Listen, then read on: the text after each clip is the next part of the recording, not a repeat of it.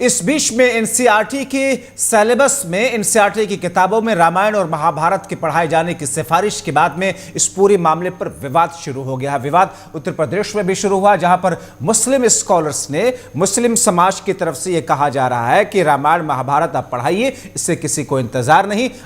इनकार नहीं, लेकिन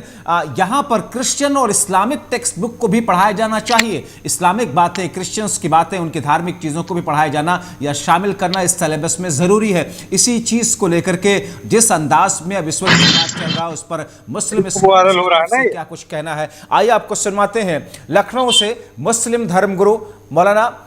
रशीद फिरंगी महली क्या कहते हैं इस पूरे मामले को लेकर के, आप उनको सुनिए। मजहब इस्लाम ने हमें इस बात का हुक्म दिया है कि हमें तमाम रिलीजन को, तमाम रिलीजियस पर्सनालिटीज़ को, तमाम रिलीजियस बुक्स को रिस्पेक्ट देनी है, उसका एहतराम करना है। लिहाजा इस नुक़्ते नज़र से जो कुछ भी एनसीईआरटी में सिलेबस में रामायण और महाभारत को इंक्लूड करने की बात कही गई है, इसमें किसी को कोई एतराज़ नहीं होना चाहिए। लेकिन उसी के साथ साथ दूसरे मज़ाहिब की जो मजहबी किताबें हैं, कुरान है, बाइबल है या और जो रिलीजियस बुक्स हैं, उनको भी शामिल किया जाना चाहिए। और ये ऑप्शनल होना चाहिए कि बच्चे किस किताब को या तमाम किताबों को पढ़ना चाहें या उनके अपने चॉइस पर छोड़ना चाहिए। और उसी क्योंकि हमारा मुल्क एक सेकुलर मुल्क है, स्टेट का कोई रिलीजन नहीं होता है, तो किसी भी पर्टिकुलर रिलीजन को प्रमोट नहीं किया जा सकता, बल्कि सभी को, तमाम को बराबर से तमाम मजहबी किताबें पढ़ाई जानी चाहिए। संजीव सिंह इस वक्त जुड़ रहे हैं, उनकी तरफ रुख करते हैं लखनऊ से। संजीव, एनसीईआरटी की रिकमेंडेशन या उनकी जो समिति थी उसकी रिकमेंडेशन के बाद में ये चीज़ें फाइनल हो रही हैं, लेकिन मुस्लिम समाज की तरफ से इस पर विवाद क्यों है? अब इस्लामिक किताबें या क्रिश्चियंस की किताबें या उनकी मान्यताओं को पढ़ाया जाना ज़रूरी, इस किस्म के विवाद के बाद में क्या तस्वीर बन रही है? जी बिल्कुल, देखिए जब्बार, जिस तरह से एनसीईआरटी की जो सिलेबस है उसको लेकर के, क्योंकि जो मौलाना है खालिद रशीद फिरंगी महली जी, उनका भी बयान सामने आया है कि जो रामायण और महाभारत की किताबें हैं वो पढ़ाई जाए, लेकिन साथ ही साथ उनका जो कहना है कि जो इस्लामिक धर्म के जो कुरान है, जो बाइबल हैं, उनको भी शामिल किया जाए, उसको लेकर के इनका बयान सामने आया है जो मौलाना खालिद रशीद फिरंगी महली। देखिए अगर बात की जाए, क्योंकि जिस तरह से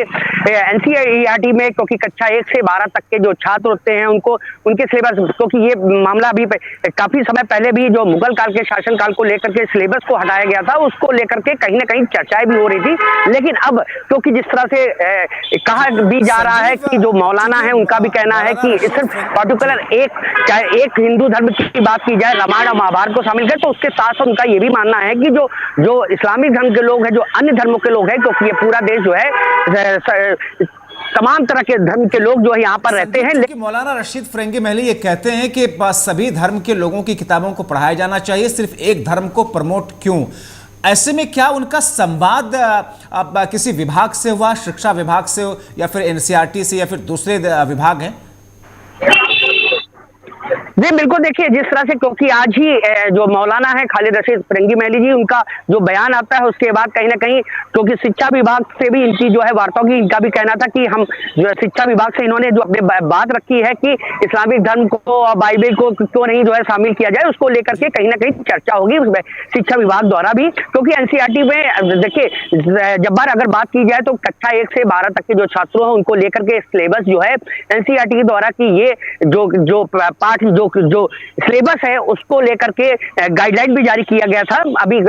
काफी समय पहले की बात बता रहा हूं आपसे। लेकिन जिस तरह से, क्योंकि जो अन्य धर्मों के लोग हैं वो उनका भी मानना है कि हमारे धर्मों को भी जो है इसमें शामिल किया जाए। जब बहुत शुक्रिया संजीव, इन तमाम जानकारी के लिए। आप निगाह बना करके रखें, आगे भी आपकी तरफ रुख करेंगे। फिलहाल शुक्रिया। तो हमारे सहयोगी संजीव सिंह जैसा कि बता रहे थे कि इस पूरे मामले पर विवाद की अभी तो शुरुआत हुई है, आगे क्या तस्वीर बनेगी देखना अहम होगा।